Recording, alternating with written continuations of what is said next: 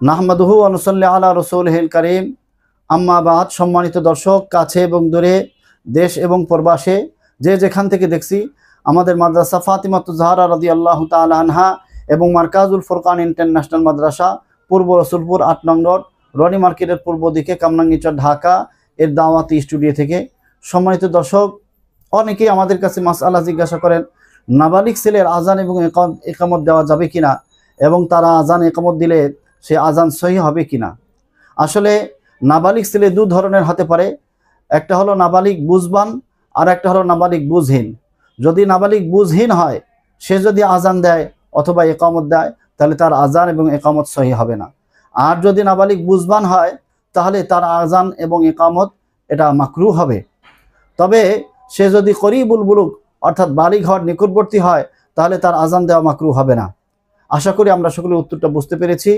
আল্লাহ তাআলা আমাদের সকলকে সহি এবং শুদ্ধভাবে আজান এবং ইকামত দেওয়ার তৌফিক দান করুন।